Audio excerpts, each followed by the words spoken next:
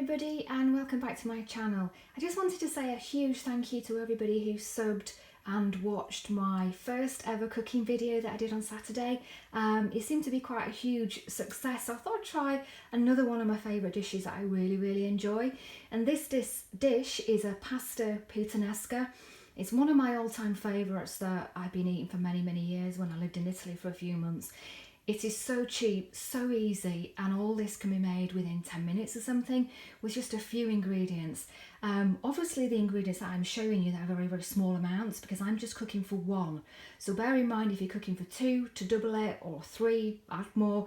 Make it your own, because I think that's like the joy of cooking, just making the recipe your own. So all you need is really simple things. It's quite an oily garlicky sauce, so I've got 3 garlic cloves that I really finely diced. I'm not going to mince it because I like to see the garlic cloves.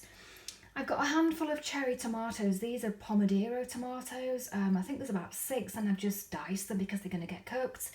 The beauty of this recipe is it's anchovies, and I got a tin of anchovies for 80p, and this will probably do a good meal for 80p. You can't go wrong. Obviously the tin I've used, I can get 3 meals out of this quite easily. The other thing that I'm using is sliced black olives, again, which came in a tin, and I think they were 99p. It was very cheap, but there's loads of them. It'll do loads of dishes, so I'm probably going to freeze it. And then the other dish, the other ingredient that I've got is capers, and I've just cut them in half. I don't know how many capers to use. I've just used about a good tablespoon. It's a very salty dish, although it's very cheap and tasty. It's very salty, so I'm never going to add any salt to this dish. And then of course the final thing is your tagliatelle or your spaghetti. This is tiny because it's just for me, and that swells, and I only have a very small appetite, so that's enough for me. You can use spaghetti, tagliatelle, or anything that you want. And then the last ingredient is just like a tablespoon of olive oil, just to loosen it. I'm also going to add a little bit of the pasta water as well. So let me show you the recipe and let's get going now.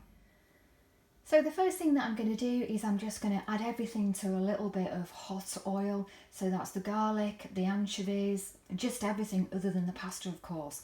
So I'm going to add this up now. I'm going to soften everything, and then I'll come back to you and show you.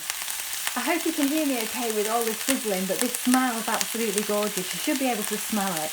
I've added everything but the tomatoes on. It's quite high, just to soften everything. The anchovies should go a little bit brown and crispy. And as I said earlier on, don't add any salt because the anchovies, the capers and the black peppers are very salty anyway.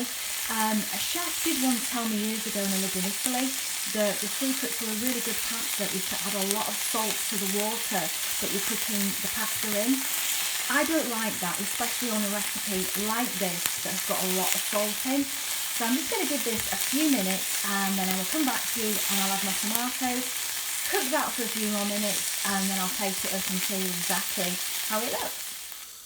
I've added the lid to this because I want a bit of the steam to reach the lid. I don't want it to dry out and go too dry because it's quite a dry dish anyway, but I want the steam from the lid to go back into the ingredients just to give it a bit of a lift and just a little bit of moisture.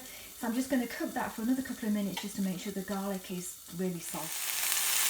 So now I've added the tomatoes and it's really sizzling away. This is just going to sizzle away for a couple of minutes just to soften them, just to take the skin away from the tomatoes. I'm going to put the lid back on because I don't want it to dry out. As it cooks, the moisture from the lid will go back in and just make it that little bit smoother. I'm also going to add a teaspoon of the pasta water just to loosen everything up a little bit more and really bring out the flavour of the dish. So what I've done here is just added the cooked pasta to the sauce. Chefs say that you always add the pasta to the sauce in the pan and then stir it round to coat all the pasta and stuff. With this recipe, you know, if you've got any mushrooms, if you've got any sweet corn, if you've got anything in your fridge that you really want to use, put it in, fill it up and bulk it up. It's a lovely recipe to get away from meat. You know, everybody likes a dish that doesn't have chicken or ham or pork. It's good to get away from meat, but it's got anchovies, and they're so good for you. The capers are good for you, the olives are good for you, the tomatoes are good for you. So please add anything that you want to add and just kind of make it your own. bulk it up. If you don't want to use fresh tomatoes, use tinned and add a little bit of sugar just to get the tart down. I always add a little bit of sugar with tinned tomatoes, not so much with fresh because they're very, very sweet. So do make it your own, and I'll show you what it looks like plated out. So this is what it looks like all plated up. I cooked it for a couple of minutes in the pan, made it really, really warm. You can add Parmesan cheese to this if you want. I don't like Parmesan too much because I think it's salty, and I also think it takes the flavour away from the anchovies. You can't, if you don't like anchovies, still cook it anyway because you can't taste the fish. You can smell it a little bit, but you can't taste it.